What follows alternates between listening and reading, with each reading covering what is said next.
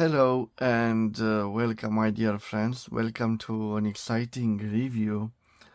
Recently, I bought a lot of communist stationery products from the 1970s that were made in Romania in the 1970s or in Czechoslovakia. And between them was this interesting Chinese-made fountain pen. It has a beautiful turquoise color, and it's a quite interesting fountain pen.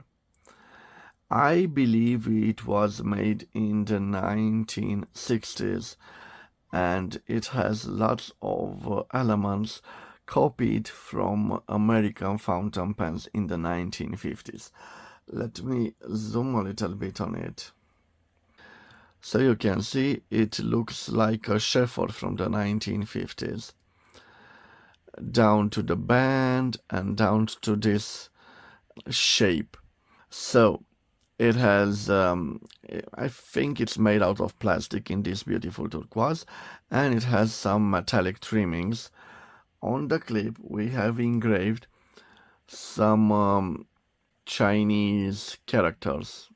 I'm not familiar with them. I don't know what they say. Okay. And the cap unscrews and it reveals an interesting part of the pen. So you can see here the nib, which is actually this part. It is surrounded by a metallic, I don't know how to call it, like a metallic band or ring. Interesting here, 50%.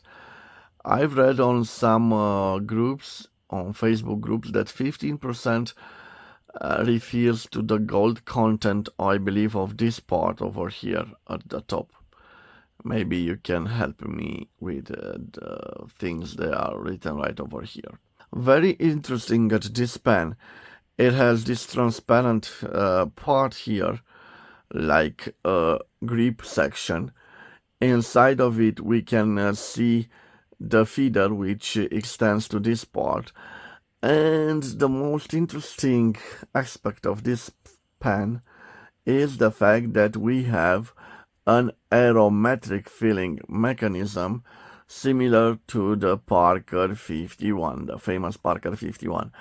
Again, some Chinese characters right over here.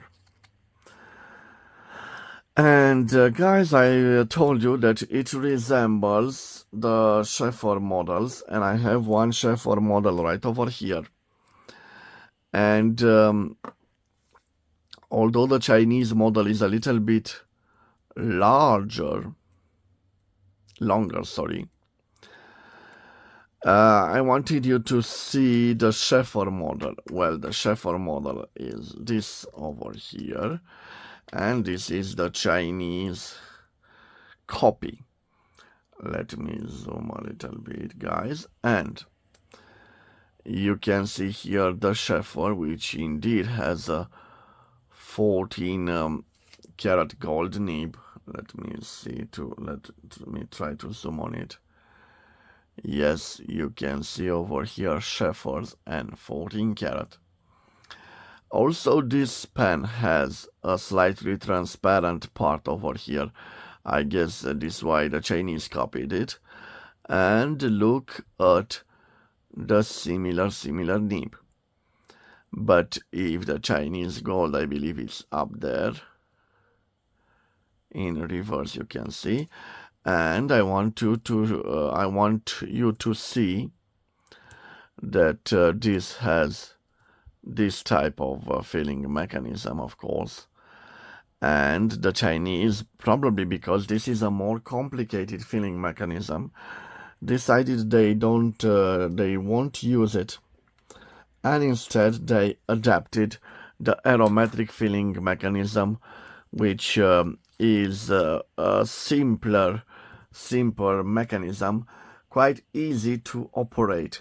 And let me show you, my friends. You can easily remove this part, and you can see that you remain with this sack. So it's quite an interesting pen, and it's testament to the way the Chinese copied different systems from the American-made pens in the 1940s and the 1950s. Usually, the Chinese pens from this period of time, they all have the aromatic filling mechanism, which is a simple mechanism. So guys, let me leave the dimension of this pen on the screen, and then I will do its writing sample. Okay, but before that, let me change the angle of the camera, guys. Okay, like this. Because this is a turquoise fountain pen, I will use also a turquoise ink from Faber-Castell. It's quite an affordable ink. Okay, let's do like this. So the aromatic filling mechanism, it's quite a simple mechanism. You put the pen in the ink bottle and you press this. Okay, now you remove the excess of the ink and it will be ready to write. So let me put back the barrel. Always, guys, after you fill it, please close the ink bottle to avoid little accidents. So I have here a small notepad. By the way, guys, this caps, I will use it capped. Okay, let me further, okay, like this, and a little bit of a zoom like this. So what do we have here, guys?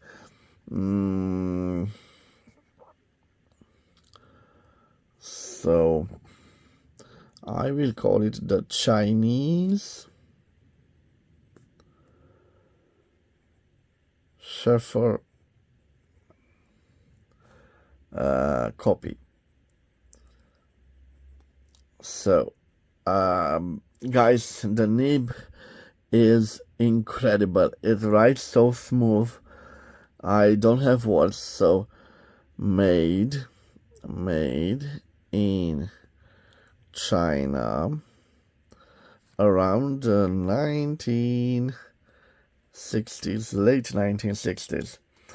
Okay, it has I will call it, so because it has 50% gold content,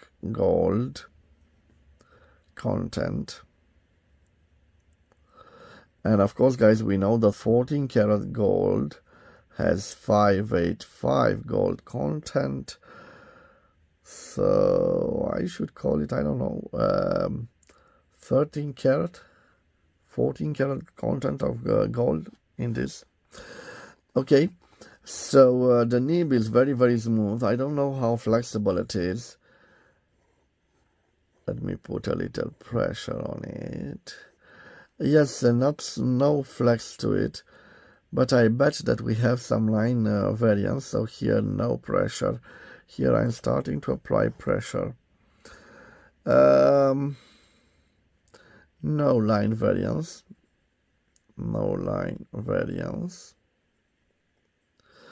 I told you, a very smooth pen, and it just does the signatures quite well. In reverse writing, I'm curious to see reverse writing. Definitely it has a potential. I will call it in reverse writing like an F, and in normal it writes like an M. So reverse writing, definitely a possibility. Okay, friends, I've done also the signature test. The reverse writing is good. Let me see how wet it is. So, not such a wet nib, but a very, very nice smooth nib. And now let me tell you about the quick brown fox jumps over the lazy dog. And guys, I'm quite impressed with this pen. I didn't expect such a smooth nib. Quite an interesting nib. I should call it a semi-hooded nib because it is surrounded by that metallic ring or band. But let me tell you, my friends, this is a wonderful Chinese pen. The early, let's say, beginning of their fountain pen industry. Lots of element borrowed from the Sheaffer, as I told you, but also the aromatic filling mechanism borrowed, of course, from the most famous and sold American product of that time, the Parker 51. So guys, this was the review of this wonderful Chinese Sheaffer copy. I don't know how I will call it. I will certainly find a name for it. An interesting pen and a lovely addition to my collection. This was its review, my friends. I want to wish you to have a nice day, my dear friends, wherever you are. I will see you again in the next episode. Till then, bye-bye, my dear friends. And God bless you all.